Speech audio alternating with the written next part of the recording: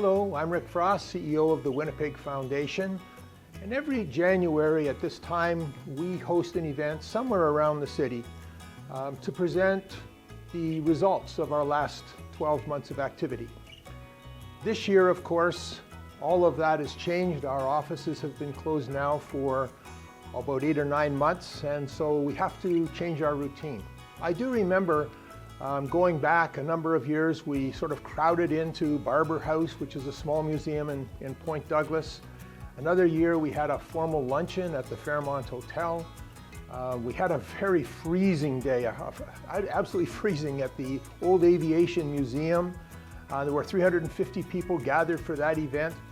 Last year we were at the Magnus Eliasson Community Center in Spence neighborhood, right there by the University of Winnipeg. So these are the kinds of events that we've had to talk about the highlights of our year. And this year, COVID-19 has obviously made that impossible.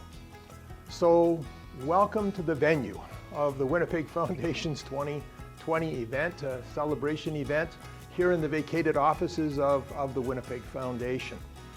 Like all of our other organizations in the city, we're all acknowledging now that Treaty 1 territory is an important part of our heritage. We like to acknowledge the land, and I think in some ways it's almost become a bit routine. So as a result of that, we created a video a year ago after consulting with elders about the messages that would be important to send. And I think, as I say, we showed it last year at last year's event, and I think it's worth seeing again. So let's start there.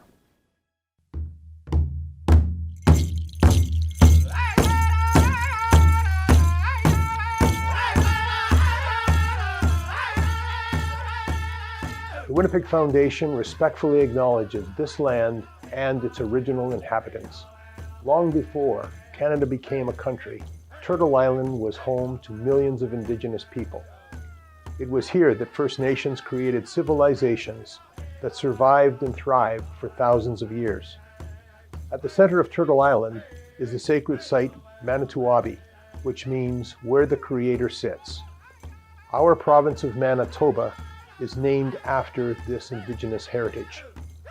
As stewards of the land, the First Peoples lived a way of life based on natural laws, a moral code of conduct understood by traditional knowledge keepers, offering age-old insights into living on this earth and sustainable practices even more valuable today as we face the challenges of climate change.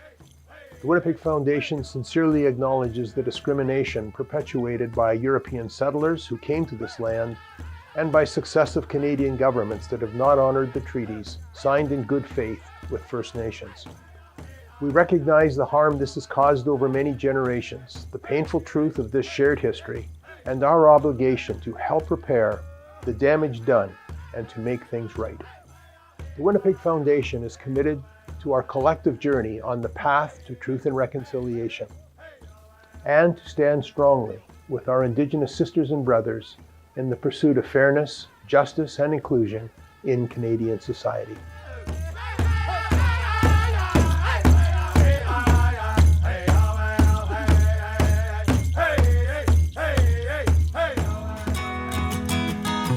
So in the next hour or so, we're going to show you a number of videos that talk about who the Winnipeg Foundation is and how we operate, an introduction to our work in the community. And we're going to start with a video that was created actually back in 2014, but it does encompass the work of the foundation and tells you more about who we are. So let's start there.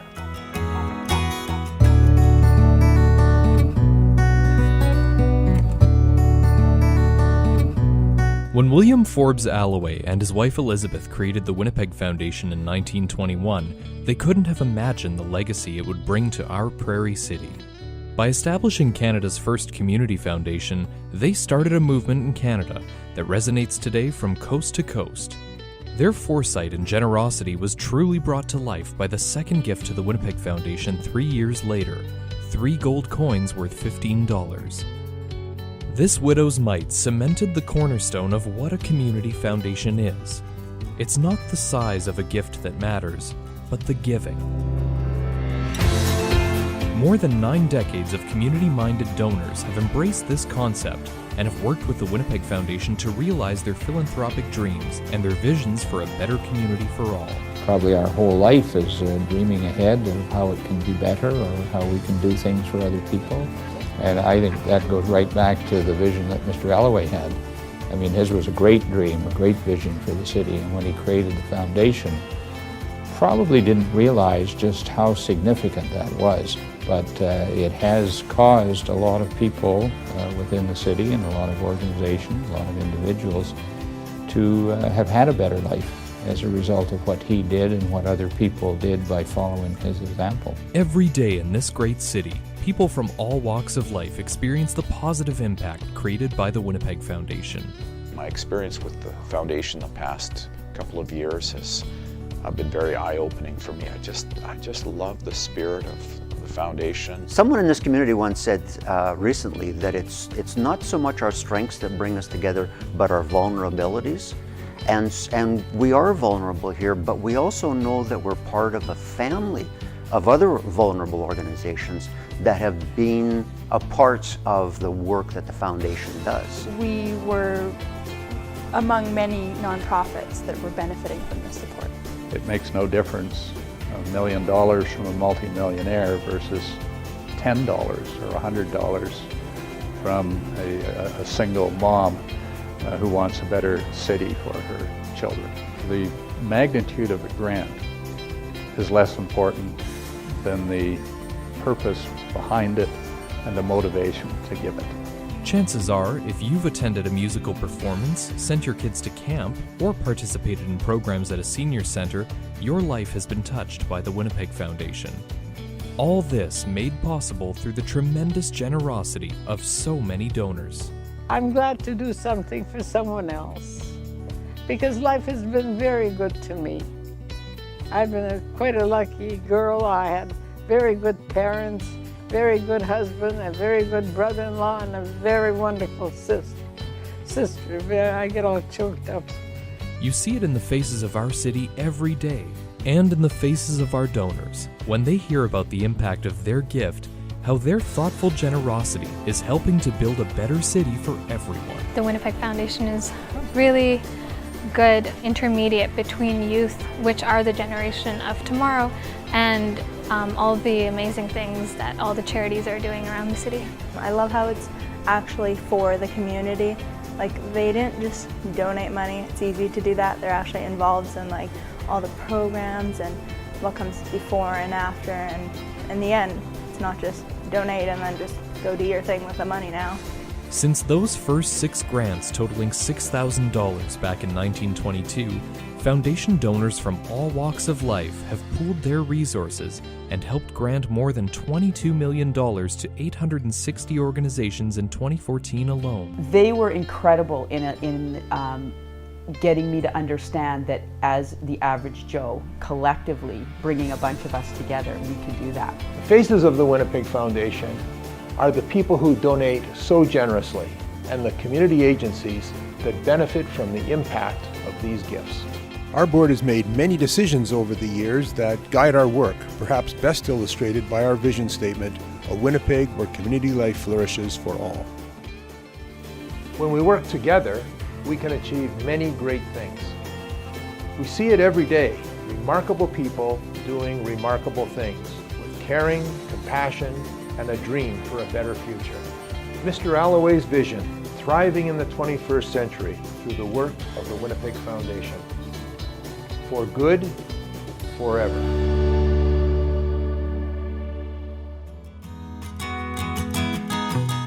So back in 1921, Mr. Alloway and his wife Elizabeth created the first fund at the Winnipeg Foundation. It's our centennial year. That first $100,000 generated $6,000 in grants in 1922 because Mr. Alloway's condition was that only the interest could be spent on the capital that he'd provided.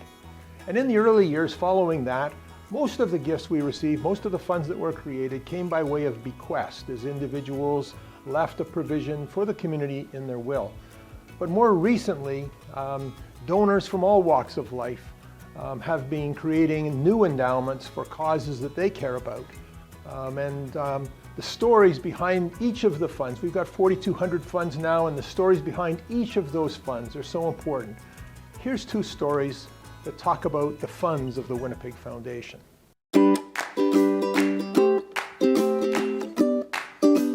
What I would hope for the boys to get out of this is that they can achieve what they want to in life, and they can give back to the community. What I see the boys getting out of this whole experience is the opportunity to take an idea and implement it and see the positive results from it.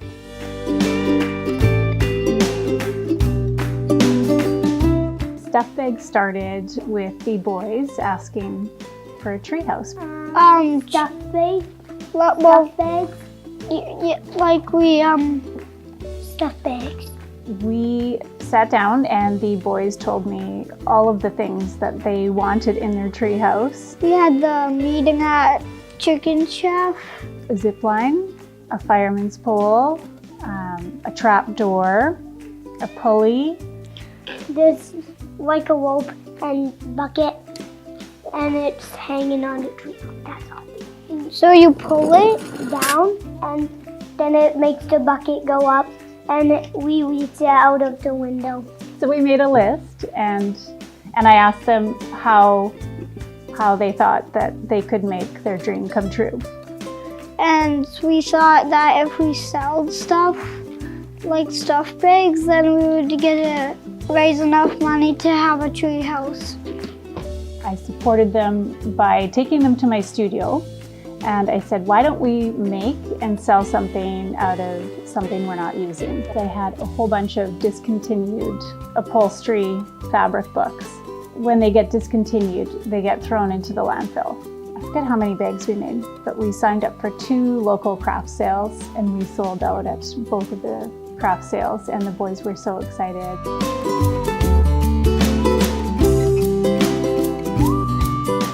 It was fun doing it as a family. Now it's time to give back because we are in a better position to do that. And it's great for the boys to see, and it feels good.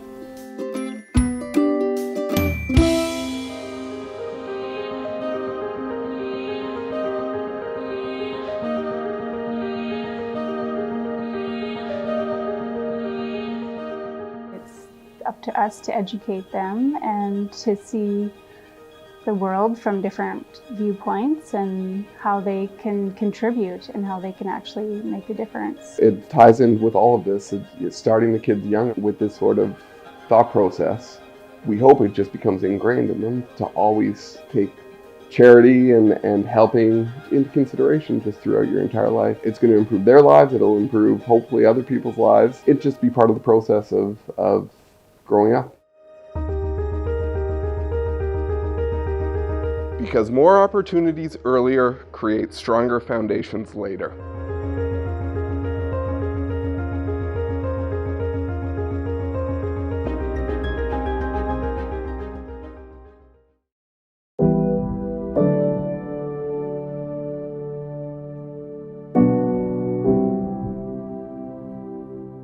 I'd always played a lot of games, but I got really heavily into playing like these competitive games after my dad died. And again, yeah, I thought I was just like, oh, this is part of the process. That was not something that I was doing before. Like I played a decent amount of games, but I wasn't playing all day, every day. When I was feeling really depressed, I just wouldn't be able to go anywhere. So I was like, well, at least I can talk to my friends like this and do something with them. I was just keeping it to myself. I was like, I can power through this. I'm stubborn, I'm strong. Like I can do something for myself. Like I can take care of this, which obviously was not quite the case at all.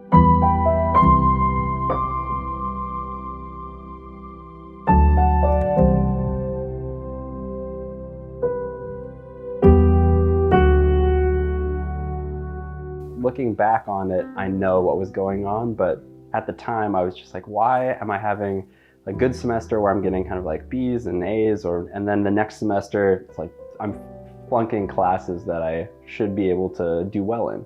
Taking the antidepressants kind of sped up the process of the ups and the downs, and kind of combined them into what I now know as hypomania. It kind of blended me feeling really down and hopeless with me having a lot of energy and feeling like I could accomplish anything that I put my mind to it. And when you put those two things together, you start having suicidal ideation. And I went from just feeling sad to not being able to sleep. Things started to get a lot worse for my moods and for what I was thinking and how I was feeling. I wrote a note, left it on the kitchen table, made my bed, packed up my clothes a little bit.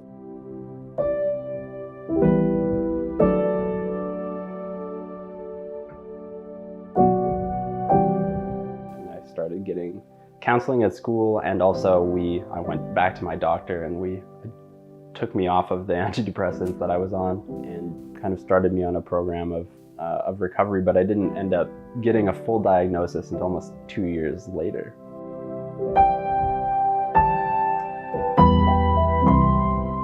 As I was talking to these people, I wasn't the only person who had experienced these things, and through playing video games, we'd all had these experiences together. We figured we were going to start something else that gave people a place and a reason to talk. As a community of gamers, we talk about games, we play games together and have a lot of fun, but we don't often just talk about what happens afterwards or what happens, once the game is done being played, like what are we feeling?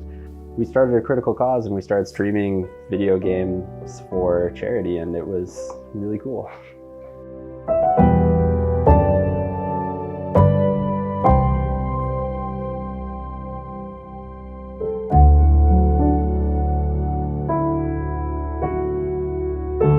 Critical Cause 2018. We're supporting mental health initiatives here in Winnipeg, and we're doing a 24-hour charity stream on twitch.tv/Critical Cause Fund. That feels like a comfortable and good thing to do, is to actually start some conversations, because a lot of the time people are very willing to share or talk about how they're feeling or share what they've gone through if they're prompted just a little bit, even if it's like, hey, I'm willing to listen to what you have to say.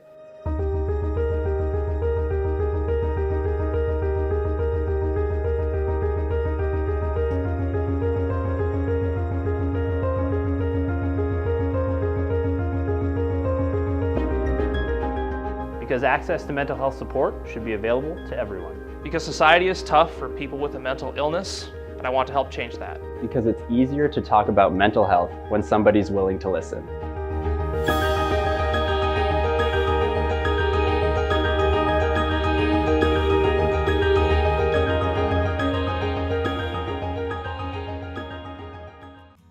Welcome back to the Winnipeg Foundation Centennial Celebration and the opportunity we have to talk about the highlights of our 2020 fiscal year. We're broadcasting from the offices, the vacated offices of the Winnipeg Foundation, which have now been empty for the last 8 or 9 months because of COVID-19. Every organization in the city benefits from the volunteer leadership of our board of directors. And when we have our annual event, we always provide an opportunity, of course, for our board chair to address the audience. So let's now hear from Danita Brochi, chair of our board of directors. Thanks, Rick, and hello to all of you. On behalf of the Winnipeg Foundation Board of Directors and all of our staff, thank you for being here with us today as we celebrate our 2020 year that just closed and launched the Winnipeg Foundation Centennial. We are so proud to be Canada's first community foundation, the start of a movement that is the fastest growing form of philanthropy in the country, and it started right here in Winnipeg. Since William Forbes Alloway endowed the foundation back in 1921, the Widow's Mite arrived in 1924, and Elizabeth Alloway left the first bequest, our organization has always been committed to making Winnipeg a better place. We have only been able to do that because of the generosity of 100 years of incredible donors. Donors that believe in our city and believe in the power of endowments. This year has been unlike any other for all of us individually and for the Winnipeg Foundation as well. COVID-19 has pushed all of our community organizations to the edge of being able to deliver services. Some will not return to our charitable landscape, and others will have had to modify how they serve the community. Many have already suffered and continue to suffer as they try to adapt to that new normal. These are complex and large issues for our entire community to address, and it's no different for the Foundation. These challenges are interconnected, multiple, and we as a community foundation are also trying to determine the most effective way we can address these situations in the community. I want to acknowledge our entire fantastic team at the Winnipeg Foundation for the committed and diligent work they always do, but particularly now during this terrible pandemic. The Foundation had its own immediate emergency response grants out the door within days of the pandemic being declared to support our most vulnerable populations. As we take a closer look at 2020 with all of its challenges to the community, I'm very proud to say that the Winnipeg Foundation was able to distribute $73 million into our community. This is a record-setting total for the Foundation in its 10 decades of grant making. Now, as our communities enter the second wave of the pandemic, the needs in our community have only intensified. It is one of the reasons why my message looks like everyone else's these days, using Zoom to stay connected until that day when we can safely meet again in person. As we start our centennial year, we know Winnipeg needs all of us more than ever. Some of the repercussions of the pandemic are not only the real issues of charities not being able to deliver services to support our community, but also outcomes of staff burnout, financial strain, necessary technology investments, and mental health issues. Although our charities continue to work hard to make Manitoba and Winnipeg better, they have told us how they're struggling with these new realities in their work, and we will continue to listen in the months and years ahead. As you know, reconciliation is among the Foundation's top priorities as we continue to define a path towards the future of grant making at the Foundation. It has been a significant area of focus and a guide for our work since the Truth and Reconciliation Commission released its report several years ago. As we continue to actively weave our commitment to truth and reconciliation through our work, it is fitting that this be reflected in the first grant of 2021. I'm pleased to announce that the Clan Mothers Turtle Lodge Incorporated Healing Village is the recipient of a $100,000 grant, the first grant of our centennial year.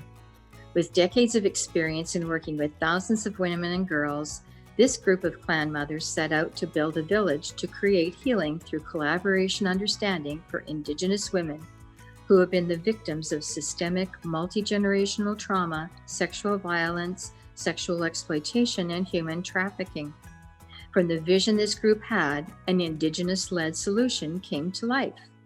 The village currently being developed will be situated on a 130-acre parcel of land just north of Winnipeg. This land was recently purchased by Réseau Compassion Network, formerly known as the Catholic Health Corporation of Manitoba, and it is now in the process of being gifted to clan mothers to locate their village and use as their home. Our donors from decades ago likely never imagined their gifts to our city back then would be helping address the challenges we're facing today. And yet they are, and we thank them for their trust in us. 100 years from now, when the Winnipeg Foundation is starting its 200th year, donors of today will still be supporting the most pressing issues our city will be facing, in a future none of us can imagine. This is the real meaning when we say, for good, forever. Investing so that we can keep building a better future for all generations to come. My heartfelt thanks to all our donors past and present who've chosen to invest in our community through the Winnipeg Foundation. That commitment will move us closer to ensuring that we will have a Winnipeg where community life flourishes for all. Thank you all for watching and being part of our centennial year. And now it's back to you, Rick. Each year, the Winnipeg Foundation hosts over 50 public events. And with COVID-19 coming in March, obviously we still had a little bit of time at the beginning of the year to have a few of those events. And in January, we had our annual breakfast for agency funds.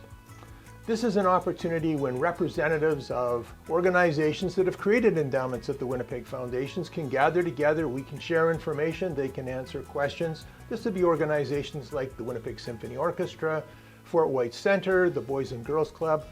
It's an opportunity really to share information about the workings of endowments, and of course that's very important in terms of predictability and stability, particularly given the COVID-19 situation. This video that we're about to show is from the Folk Festival and the important role that the endowment plays with that particular organization. When I was younger, it was that mysterious, magical place where I remembered there being like 1,000 really cool grown-ups. And then as I grew, it became more about discovering new music and about seeing all the people that I only ever got to see all together at the Winnipeg Folk Festival. When I was 13, I guess our parents were looking to keep us out of trouble and put us in the apprenticeship program. Madeline's been a part of the festival for such a long time. Her father, still to this day, is a huge part of the festival. And she's had a volunteer role, she's had a role as a performer, and we've seen her grow. It's the best part of the summer, and it's like a family gathering of everyone I've ever known. My brother and I were really thrilled because we had been attending this festival since childbirth, I guess. And we're finally able to sit on a stage that we had been watching musicians play on for so long. She got to play main stage for the first time last year, and that was a huge thing for her and a huge thing for us too, right? Because we've got to see somebody grow over all these years. For my brother and I think both of us, it was really a pivotal moment where we realized that we had sort of set all of these goals for ourselves, with the pinnacle of it being maybe one day we can perform at the Winnipeg Folk Festival. Everyone put your hands together for Roger! We were just standing side stage and we just looked at each other and said, this is going to be so much fun. And we're just looking out at all the people thinking, holy, there's a lot of people here. And I remember walking on and just thinking like, something is coming full circle right now. She's extra special because she's just got such a unique connection, and her family legacy has been a unique connection to the festival.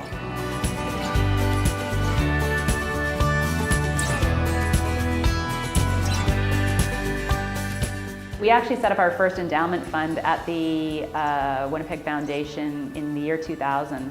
That's such an important thing. There are very few things in our lives that have that staying power, that have been around for that long. It creates stability, it creates consistency, and it really lowers my stress level a lot to know that I've got this consistent money coming in. This is a major dream come true for us. It doesn't happen very often that you get to play on the main stage of your, the festival of your upbringing. That it all kind of led up to this main stage performance at the Winnipeg Folk Festival it just felt right. Welcome back to the highlights event for the Winnipeg Foundation for 2020. We're talking about what was happening early in the year before COVID sort of disrupted everything. And one of the most popular events at the Winnipeg Foundation is called Fast Pitch. It takes place in February. And it's an opportunity to bring 12 organizations, or representatives, 12 organizations together, and they each get an opportunity to make a pitch for $10,000 for a project that they really care about. It's quite an intense process. There's only 3 minutes to make your pitch, and everyone walks away with something, but it's still a very competitive kind of environment. It's very popular, and this particular video shows one of the semi-final presentations to give you a sense of how they tell their story on behalf of their organization.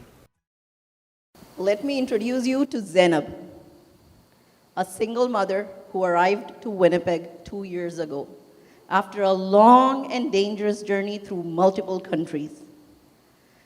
Zainab was lonely and isolated, as many refugees are. She didn't have enough English language to go to the store or take a bus on her own. Her loneliness was so hard, she says, I started to talk to myself. My name is Humaira Jalil. I am the COO at the Canadian Muslim Women's Institute, a refugee and new immigrant serving organization. You might not have heard of CMWI. but those who need us, they find us. We serve over 600 families annually who find with us a home away from home. Imagine if you were forced to move. Leave your childhood home and everything that makes it home. You arrive in a new country where you know no one. Everything is new and unfamiliar. You're lonely and looking for friends, longing for a community where you can feel safe, welcome, and belonged. I can see some faces in the audience who understand what I'm talking about. I too was in that situation when I arrived to Canada 13 years ago. With your help, we will invest $10,000 into creating a dedicated drop-in space in our center where newcomer families can spend time and connect with other families like them. This space would mean that the elderly gentleman can feel comfortable asking how to cook a spaghetti squash, something he hasn't seen before.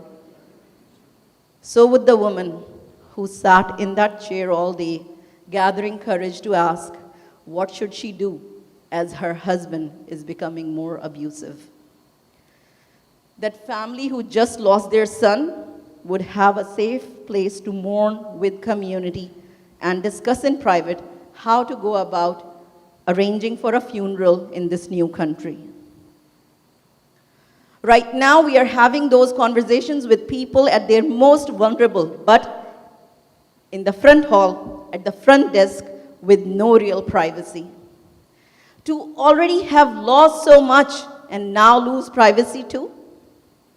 With the $10,000, we will reconfigure that front hall to create a drop-in center with a private meeting room where people can share and seek advice in private if needed.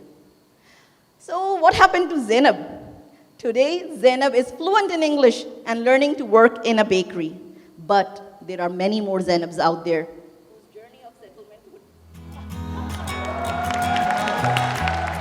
So here we are back in the offices of the Winnipeg Foundation, the vacated offices of the Winnipeg Foundation. And you'll remember that in March, everything kind of shut down, so our events really came to an end at that point. But in the summertime, there was an opportunity to squeeze in an event in July, which we took full advantage of. And that was the opportunity to unveil a new piece of public art by Val Vint. It's at the Forks on the South Point. I hope you all have a chance to go and see it. It's called Education is the New Bison. And just like the Alloway Arch and the Widow's Mite that's standing behind me, it's sort of a landmark. And there's two more pieces of public art coming in 2021 that we've commissioned. These are important pieces of work for the Winnipeg Foundation in terms of our commitment to downtown green spaces. And I hope you have a chance to drop by and see this important piece of work. Well, good morning, everyone. My name's Rick Frost. I'm the CEO of the Winnipeg Foundation, and let me begin by saying how great it is to actually see you all here.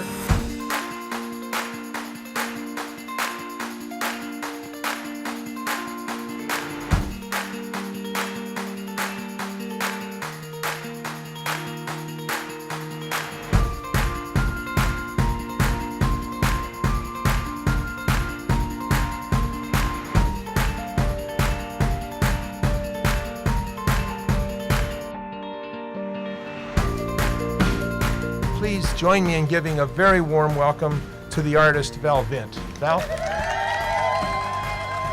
I first want to say thank you to our team, to Jamie and Casey and Nigan and Julie and all the wonderful people who backed us up, the foundation, the Forks. I am so thankful. They understood the vision behind it, and so it was not only built by hands, but it was built with, for me, the right spirit that I wanted to have in the Bison. So as an artist, it's important to me when I'm working on a piece. Well, I can't work on a piece when I'm cranky, because then you're going to put that energy into it. So I appreciate that they did this work with love in their hearts.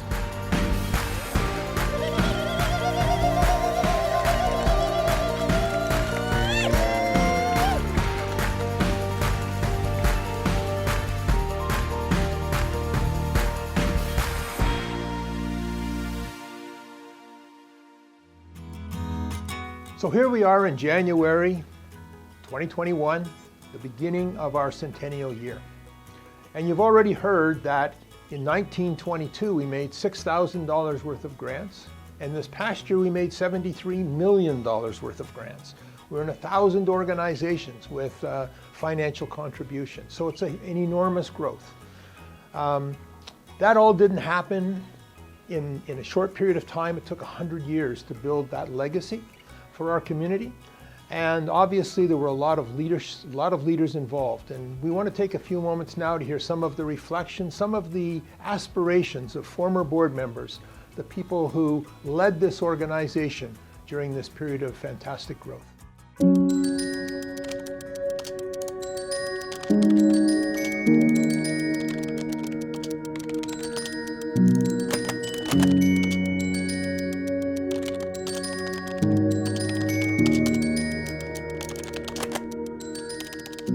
My wish for the Winnipeg Foundation is that it can continue to do the wonderful things that it's done for the last number of years, and in the way that it has, that it doesn't change things too much. It obviously has to be nimble and responsive to the changing world around us, but the core values that really underpin the foundation and have made it so successful and not only respected but beloved by Winnipeggers and other Canadians throughout our province and across the country. A monumental moment for me as a member of the board of the Winnipeg Foundation was the day we decided not only to support the building of a human rights museum in Winnipeg, but to lead the way. Today, as I drive by that magnificent structure, I am challenged to remember the suffering and the struggles of humanity throughout history and today. I'm challenged to examine my complicity in creating and sustaining dynamics that separate and silence. And I am challenged to take action if ever I see anyone, man, woman, or child, human rights being violated. Watch out. You know, it's impossible to predict specifics of how the world is going to be, but there's always going to be people needing help and wanting to do projects, and I hope there are always going to be people wanting to help out as much as they can. And things are changing in philanthropy so much, even the past number of years of representation and who's making the decisions, and even now I think that's accelerated with things that are happening in the world. So my hope is that the Winnipeg Foundation will continue on the path to be able to be responsive to all the needs of the agencies and groups and the donors, and so that it can continue to be a place that people look to when they want to do something good in the city. My most memorable experience with the Winnipeg Foundation is the impact that it has had and continues to have on basically small charities who are totally dependent on the support of the community. I was assigned to the Community Grants Committee, and there were so many applications coming in from agencies and organizations in the city, which told me that the interests of the citizens and their welfare was paramount in their mission, which integrated with our mission, which was a city where community life flourished. One of the most interesting projects I was fortunate enough to get on was You Can Do It program. It was started by Rick Frost and Harry Finnegan, and I was quite got involved, and we used to go to the 5 inner city schools, and it was a wonderful program, and I'm very glad it's still going on. I think what we were trying to do is change things in not change it or add it in the city, and what would be the best thing to do, and who would be involved in doing it. It was about people. Are volunteers going to get involved in things that are important, but it makes Winnipeg a better place to be? So in terms of a highlight, there's quite a lot of them, I think, but the one that stands out for sure is when the Moffat people, Moffat Foundation, or Andy Moffat and his family, when they gave our foundation the largest gift that had ever been given to a Canadian community foundation, $100 million. So that was certainly something you can't forget. I mean, it was just a fantastic thing, and that, I think, gave the foundation a whole new impetus and growth. One of my most fond memories of being on the foundation board was that I actually got to serve on the board twice. Once from 1989 to 1992, and it was in May of 1992 that I chaired the National Conference of Community Foundations here in Winnipeg, and it was in that conference that we did the official incorporation of the Community Foundations of Canada. So that was a very good step towards the future of community foundations in Canada. My favorite memory of the Winnipeg Foundation was listening to Rick Frost describe the foundation's spending policy. He was so enthusiastic about the positive impact this policy would have on the foundation's financial success. The foundation's financial results bear out his enthusiasm. For the next 100 years, I hope that the foundation continues to flourish. Certainly in my time, I've seen it grow like topsy, and for good reason. The foundation staff has lots of good ideas as to what charities are available and what projects are available to support in a charitable way. So they come up with lots of good ideas for donors. The funds are professionally managed, and you have a broad and diverse portfolio of assets that one couldn't have on his own. So I expect that the past is going to be an indication of the future, and that the foundation will continue to flourish. The future of the Winnipeg Foundation, as far as I'm concerned, should be to do more of what they're doing. They're just great at giving grants, and they are thoughtful, and they're caring, and they discuss all the grants they're making, and they're in every item of the province. I think that they should just carry on doing what they're doing, and they're doing such a good job. I think the critical thing is that we maintain the confidence and support of Winnipeggers who have been remarkably supportive and generous in the work of the Winnipeg Foundation, because I think we've had the right people, and in particular over the last quarter of a century, led by Rick, that has helped to move the city in the right direction. For the future of the Winnipeg Foundation, I offer nothing but the very best to go in the same way that they have in the last decade. The trajectory up has been astronomical, and I know that they support so many worthwhile organizations in our community for the good of all, forever. The Winnipeg Foundation has a stellar reputation across this country, and I hope in the next 100 years they can lead by example and make our city and our country a more pluralistic, inclusive place to live, a place that everyone feels comfortable calling home.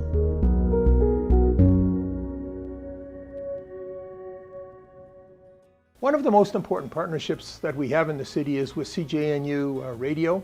It's a co-op, volunteer-led organization that plays nostalgic music on the one hand, but more importantly, it tells the story of countless charities in our city and the good work that they're doing to the benefit of us all. And normally, at these kinds of events, I would take 5 or 10 minutes to talk about the work of the foundation from the perspective of the CEO. But I think it might be better to show this short interview that I did with CJNU because it focuses in on the foundation's response to COVID-19, which was obviously a very important element of what happened over the last 12 months. CJNU 93.7 FM, I'm Adam Glynn. Joining me in the studio, Rick Frost of the Winnipeg Foundation. Rick, it is always a joy and a pleasure to get to sit with you. It's great to be here, Adam. So 2020 has taken us all by surprise. 2021 is still going to be a remarkable year for the Winnipeg Foundation. This is something you and I have had the opportunity to talk about on a number of occasions, but 2020 has loomed large and caused a lot of plans to change. Yeah, for sure. And not just for, I'm sure, CJNU and the Winnipeg Foundation, every charity in the city, every family, everybody's been profoundly affected, obviously, by this pandemic. And it's particularly interesting in the way that the foundation has responded to COVID-19. Clearly, it's had a massive impact on the charitable and non-profit sector, not just in our community, but globally. Can you share some of your perspective on how you've seen the charitable sector responding? Well, I think there's been a lot of innovation. I mean, the passion of the people who are sort of driving the charitable sector is still really there. I mean, people are diligent and committed to the community, and they're trying to figure it out. Certainly, there's been, I think, lots of mental health type challenges. And when I say that, I'm talking largely about anxiety and stress. How do you keep your operation going, especially when you're faced with, financial challenges, you're faced with a huge degree of uncertainty and funding generally, not just fundraising, but government funding and that sort of thing, just uncertainty. Having to lay people off in some cases, having to cancel, having to plan and then replan again. All those things are causing a lot of stress, which is, I say, compensated on the other hand by sort of the passion that we're going to get it done somehow. We're going to find a way. So you've got that balance and that going on virtually in every organization. I think there's I think there's sort of the community need is still there. In many situations it's even exaggerated, and so people are looking at new ways of how do we reach into the community, maintain the relationships that are so important in the charitable sector, and still get the job done. And I think that those are that's what you're seeing across there. My mind is going to all kinds of different examples, but I don't want to get into particular organizations. But very clearly, everyone is coping and trying to get it done.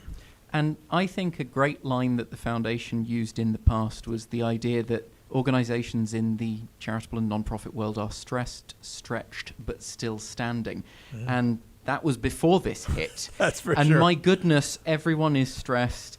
The money is being stretched further than ever before. But by and large, everyone is still standing, just about. Yeah, it's amazing. And in the springtime, we did a whole range of interviews with, and we had surveys with what we called 18 bellwether organizations, and we tried to gather information. And then in the fall, I was talking on Zoom calls every week with executive directors and leaders of organizations, trying to gather sort of their perspectives. And maybe it was therapeutic for me as much as for them to be able to say, here's how we're dealing with this circumstance, because certainly in the spring and in the fall, everybody was trying to figure out, what is the circumstance and how is it changing and how are we going to cope with it.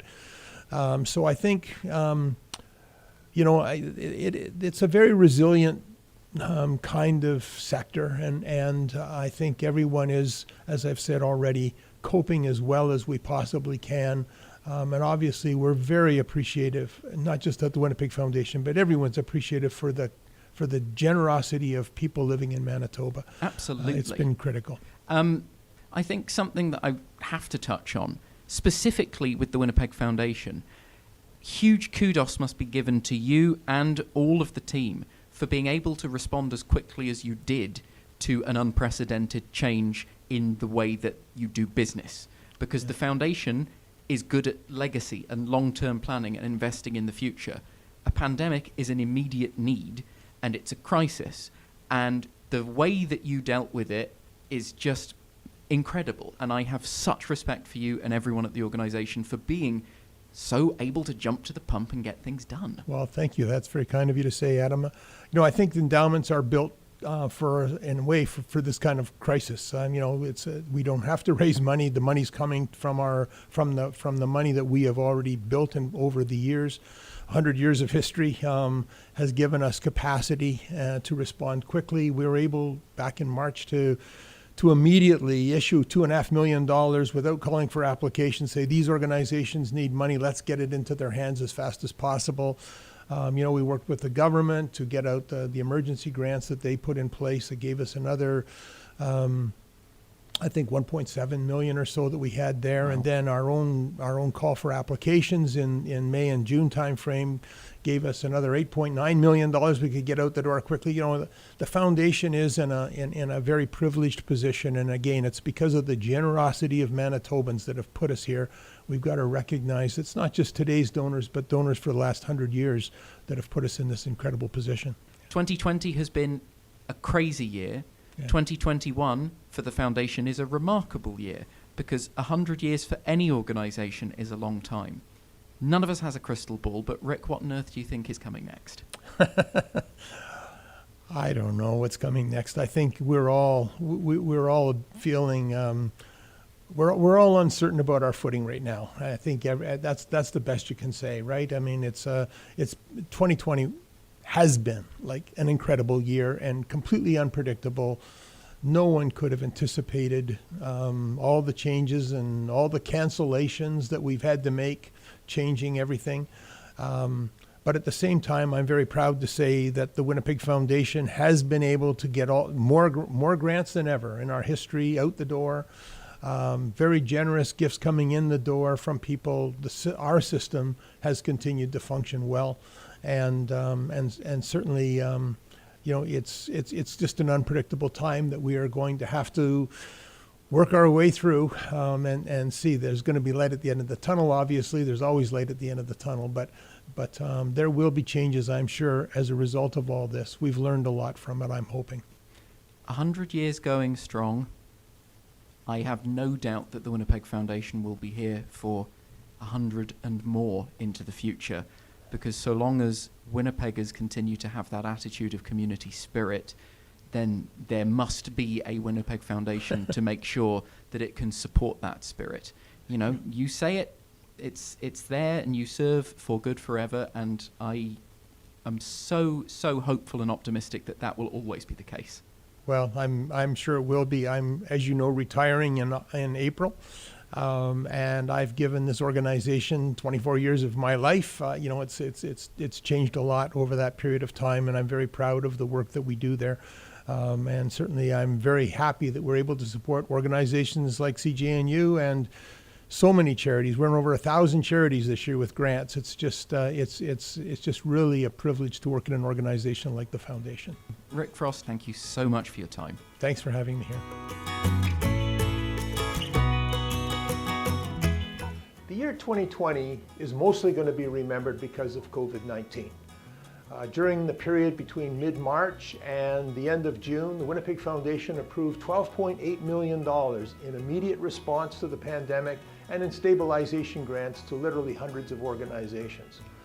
But at the same time, the Foundation carried on in many other aspects of its work. We're an endowment-based organization, and other types of funds were obviously generating money for the benefit of the community.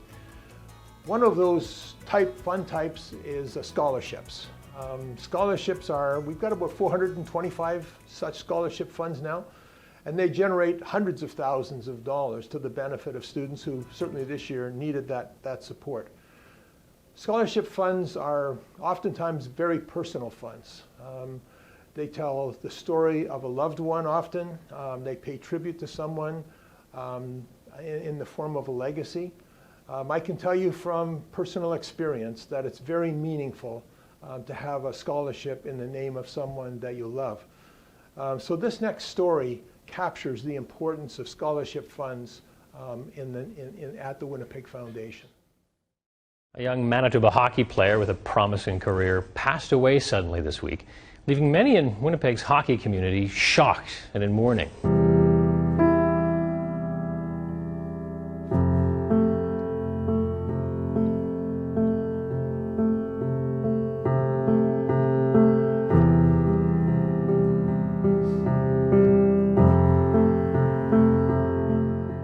Hockey was his biggest thing, Cole. He loved playing hockey, but I mean, every chance he got, he would You know, he'd be on the street playing hockey, he'd be over at the rink trying to get into the rink and wanted to play hockey. We watched him a lot. Yeah. And we know that even players on the other team, most of them liked him, whereas like a lot of times you'll have team rivalries and hate other opponents on the team, and I feel like most of the time they liked him. He would stay on the ice all day long if he could, and then he'd be back out there at night, but he'd want you to drive him to the rink and pick him up after if you could, because that's just the way Cole was. Just always constant shenanigans with Cole, and you know, we miss him, of course, and he was always a great guy that brought positivity and smiles to faces for everyone around him. He was our little brother, but he was very protective of us.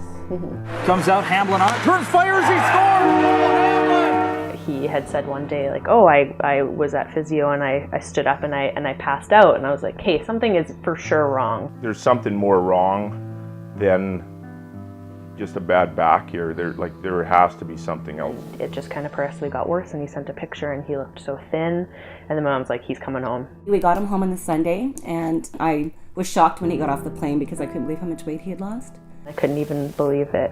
Like, he was acting the same, but he couldn't get up and couldn't move, and it was really tough. You know, when he got home, we found out that he had fractures in his spine already.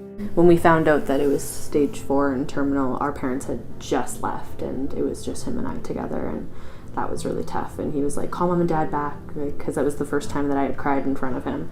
And he's like, call them back so that they can come and comfort you. I'm like, oh, okay, comfort me, sure, whatever. But and then I'd always have to pull myself together. He always worried about everyone else. Yeah. He always wanted to make sure we were okay. Mm-hmm. So, yeah. That's just the kind of guy he was always, no matter what.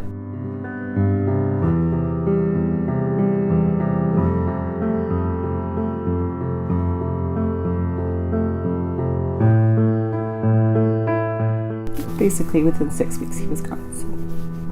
So it was far too quick.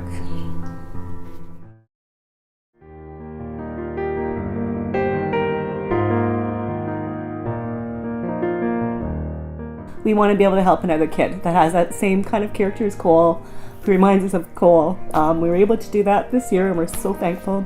It just keeps Cole alive in another kid, you know, so it's all we can do. Well, we know how hard it is to put a kid through hockey too, you know, and every little bit helps.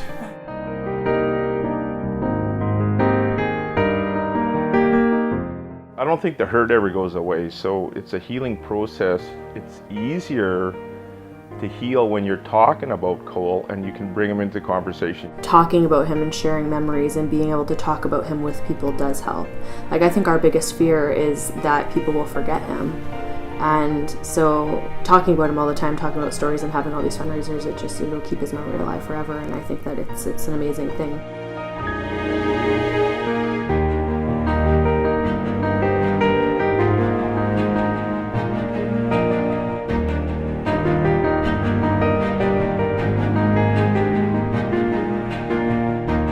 I'll always just find a way to talk about him, and he's always going to be part of our lives. It's going to have to keep him living in his spirit through all of us, right? So that's what we do. Because his love and passion for hockey will live on by supporting others' dreams.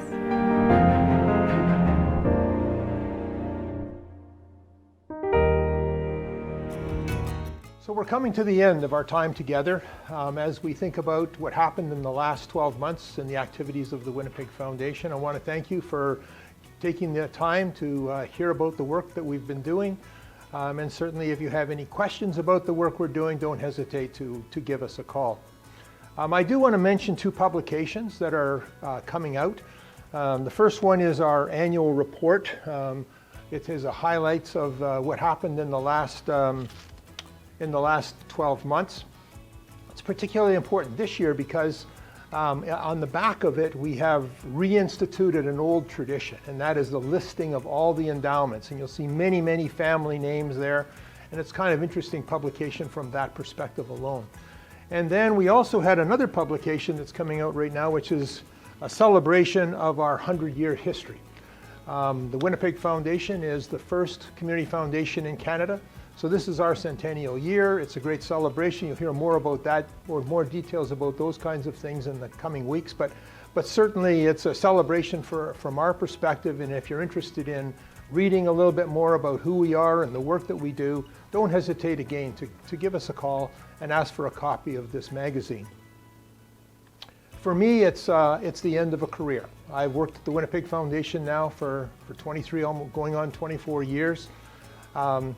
It's been a real honor and privilege to work here. Of course, I want to thank the members of the board who have supported my work. Being a CEO is a privilege in any circumstance, but certainly having the kind of board support that I've enjoyed over the last 23 or 24 years has been pretty special. In addition to that, of course, I also want to thank the staff of the Winnipeg Foundation. The work that any CEO does is obviously so much supported by so many people that make it all come together and work so well. And I'm very grateful. I can't name them obviously, but I'm very grateful to each and every one of them. I also want to look forward and recognize that Sky Bridges has been appointed as my successor. Very excited by that. He's a young man. He brings a lot of new vision to the foundation, and it's going to be an exciting opportunity for the foundation looking forward. I want to wrap up, of course, by thanking the donors to the Winnipeg Foundation.